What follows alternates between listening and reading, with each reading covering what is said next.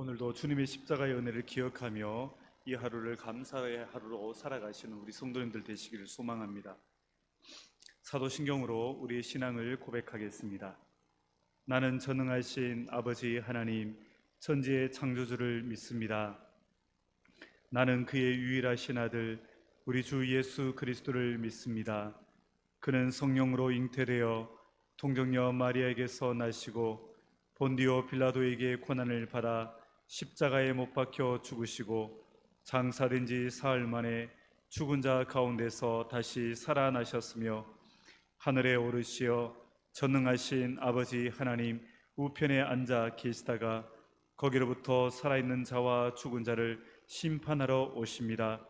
나는 성령을 믿으며 거룩한 공교회와 성도의 교제와 죄를 용서받는 것과 몸의 부활과 영생을 믿습니다. 아멘.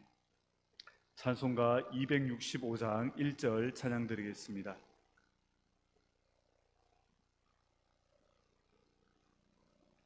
주 십자가를 지심으로 죄인을 구속하셨으니 그 피를 보고 믿는 자는 주님의 진노 면하겠네. 내가 그 피를 유월절 그 양의 피를 볼 때에 내가 널 넘어서 가리라. 이 새벽 하나님의 말씀은 로마서 2장 12절에서 29절까지 말씀입니다. 물은 율법 없이 범죄한 자는 또한 율법 없이 망하고 물은 율법이 있고 범죄한 자는 율법으로 말미암아 심판을 받으리라. 하나님 앞에서는 율법을 듣는 자가 의인이 아니요 오직 율법을 행하는 자라야 의롭다 하심을 얻으리니 율법 없는 이방인이 본성으로 율법의 일을 행할 때에는 이 사람은 율법이 없어도 자기가 자기에게 율법이 되나니 이런 이들은 그 양심이 증거가 되어 그 생각들이 서로 혹은 고발하며 혹은 변명하여 그 마음에 새긴 율법의 행위를 나타내느니라. 곧 나의 복음에 이른 바와 같이 하나님이 예수 그리스도로 말미암아 사람들의 은밀한 것을 심판하시는 그날이라. 유대인이라 불리는 내가 율법을 의지하며 하나님을 자랑하며 율법의 교훈을 받아 하나님의 뜻을 알고 지극히 선한 것을 분간하며 맹인의 길을 인도하는 자요 어둠에 있는 자의 빛이요 율법에 있는 지식과 진리의 모본을 가진 자로서 어리석은 자의 교사요 어린아이의 선생이라고 스스로 믿으니 그러면 다른 사람을 가르치는 내가 내 자신은 가르치지 아니하느냐?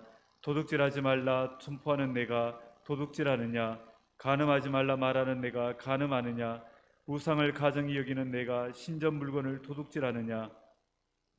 율법을 자랑하는 내가 율법을 범함으로 하나님을 욕되게 하느냐?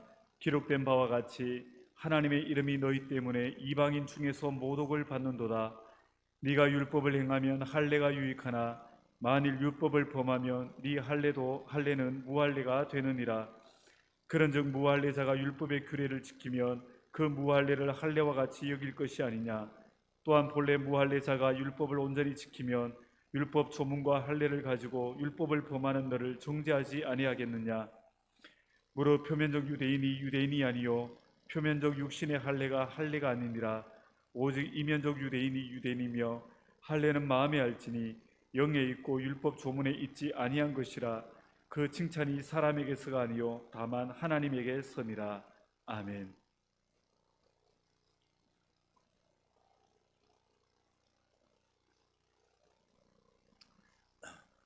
지난 새벽 설교의 내용은 사람은 누구나 죄인이기에 죄를 지을 수밖에 없다라는 내용이었습니다. 그런데 사람은 누구나 죄를 짓는 존재인데 그런데 죄를 몰라서 죄를 짓는 것이 아닙니다. 죄가 죄인 것을 알면서도 죄를 짓는 존재인 것입니다. 그럼 어떻게 죄를 아는가? 그것은 모든 사람 안에는 양심이 있기 때문에 죄가 죄인 것을 아는 것입니다. 죄를 지으면 마음속으로 양심이 고통을 받게 되고 내적 갈등이 일어납니다. 그래서 성경을 모른다고 하여도 사람들은 누구나 죄를 지으면 죄인 것을 아는 것입니다. 물론 양심도 죄로 인해 오염되어져 있습니다. 그래서 의와 선을 완벽하게 알지는 못합니다. 죄를 짓고도 죄인 줄 모를 수도 있습니다. 하지만 자신이 양심으로 모든 죄를 알지 못한다 하여도 죄를 지었다라면 죄가 없어지는 것이 아닙니다.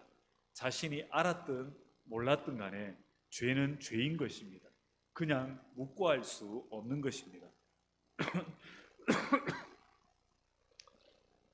그리고 사람이 죄가 죄인 것을 알게 되는 두 번째는 율법입니다. 하나님은 유대인들에게 율법을 맡기셨습니다. 그런데 유대인들의 가장 큰 실수는 뭔가 하면 자기들이 율법을 맡았다는 것, 하나님이 자기 민족에게 율법을 주셨다라는 것 때문에 자기들은 다른 민족들보다 우수하고 또 자신들은 이미 구원받은 대상이라고 생각을 해버린 것입니다.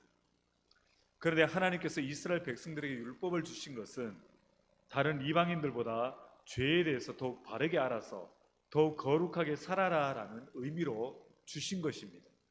그래서 유대인들에게는 죄에 대해서 알 수 있는 양심이 있었고 거기다가 하나님의 율법도 있었습니다. 그래서 죄가 죄인 것을 누구보다도 잘 아는 자들이 이 유대인들이었습니다. 그런데 21절에 보면 다른 사람을 가르치는 네가 네 자신은 가르치지 아니하느냐라고 말씀하면서 유대인들은 양심과 율법을 가지고 있었음에도 불구하고 그 말씀대로 살지 않고 더 죄를 짓고 살아가는 문제를 지적을 하고 있는 것입니다. 그래서 율법을 가진 유대인들은 죄가 무엇인지를 알 수 있는 율법을 가졌음에도 불구하고 순종하려고 노력하지 않고 죄를 지으며 살아갔기 때문에 그들의 결실이 무엇인가 하면 하나님을 모독하는 일밖에 없었다라는 것이고 그들 역시도 심판을 면할 수가 없다라는 것입니다.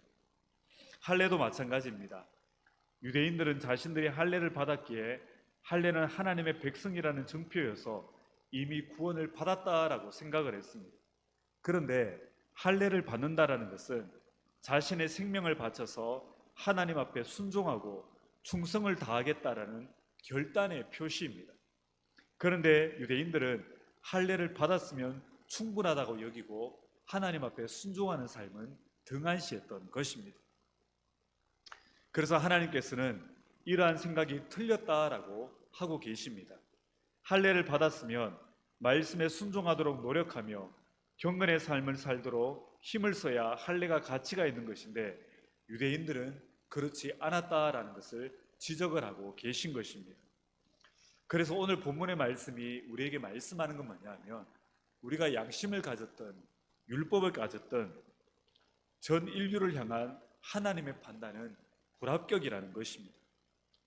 죄가 무엇인지도 알면서도 죄를 짓고 살아가는 우리는 이런 하나님의 불합격 판정에서 예외가 될 수 있는 자가 아무도 없다라는 것을 오늘 본문은 말씀하고 있는 것입니다. 아무리 뛰어나고 위대한 업적을 쌓은 사람일지라도 모두가 불합격입니다. 그래서 유대인이건 이방인이건 누구건 인간이 스스로의 양심으로나 율법으로나 능력으로나 의지로나 무엇으로도 하나님 앞에 심판을 면할 자가 아무도 없다라는 것이 성경의 선언인 것입니다. 그래서 우리 자신과 더불어 우리 주위의 모든 사람들이 자신이 죄인이 아니라고 말할 사람은 아무도 없는 것입니다. 물론 도덕적으로나 윤리적으로 좀 더 나은 사람이 있을 수는 있지만 하지만 아무도 스스로 하나님의 마음에 합하게 될 사람은 없는 것입니다. 우리를 비롯한 모든 자가 죽어 마땅한 존재였고 죽을 수밖에 없는 자리에 앉아있는 자들이었던 것입니다. 이것을 알아야 주님께서 우리를 구원하신 그 구원의 가치를 우리가 알 수 있습니다. 구원은 언제나 기쁨만 있는 것이 아니라 통곡이 함께 있습니다. 구원을 얻었다라는 기쁨과 함께 내가 누구인가를 깨닫게 되는 내가 얼마나 죄인인가를 깨닫게 되어지는, 그래서 하나님의 진노를 면할 수밖에 없는 죄인이었구나 하는 그 회개의 통곡이 동시에 경험되어지는 것입니다. 하나님, 저는 죄인입니다. 하나님, 정말 벗어날 수 없는 이 죄의 종입니다. 그래서 하나님, 나는 멸망받을 자인 것입니다. 하지만 이런 나를 사랑하셔서 구원하여 주심에 감사드립니다라는 이 통곡과 감사의 고백이 함께 터져나오는 것입니다. 우리는 죽어 마땅한 죄인이었습니다. 하나님을 모르고 살았기 때문입니다. 그래서 지옥에 가도 변명할 여지가 없는 자들이 바로 우리였습니다.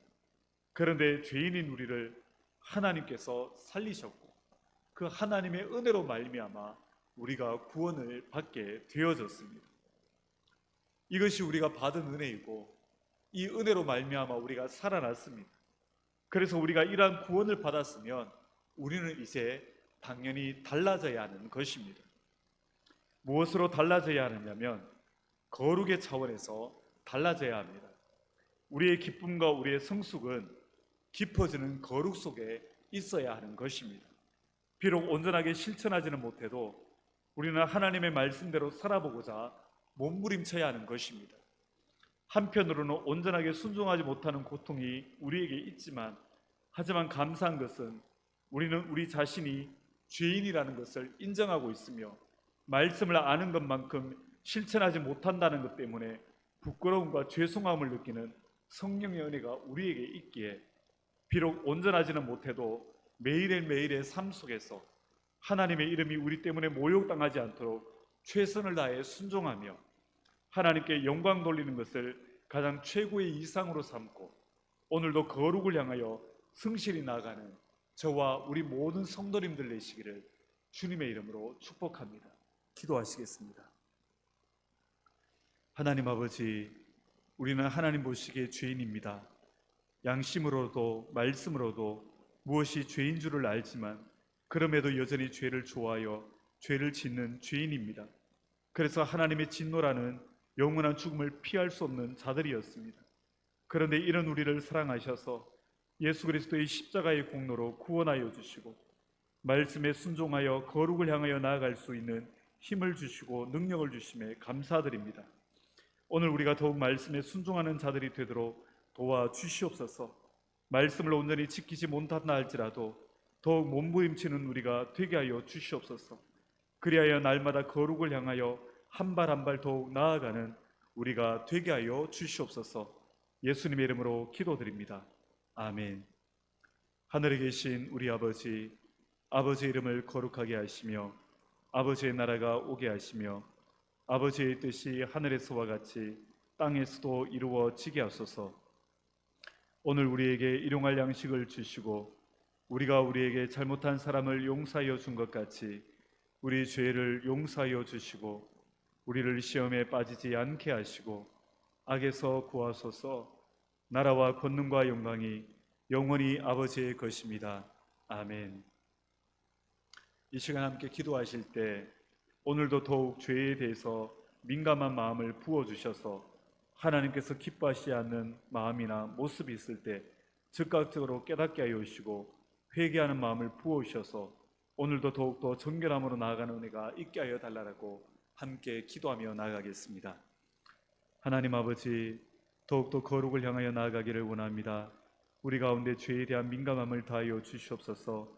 우리가 혹 하나님께서 기뻐하시지 않는 마음을 품거나 기뻐하시지 않는 삶을 살 때 하나님, 우리의 양심과 우리의 심령을 깨우셔서 아버지 하나님, 우리가 그 모든 죄악과 그 모든 잘못들을 즉시로 깨닫고 회개할 수 있는 은혜를 베풀어 주시옵소서. 그리고 아버지 하나님, 오늘도 그리하여 더욱더 정결한 삶으로 나아가며 하나님의 기쁨이 되어지는 우리의 모든 삶이 되도록 은혜 더하여 주시옵소서. 예수님의 이름으로 기도드립니다. 아멘.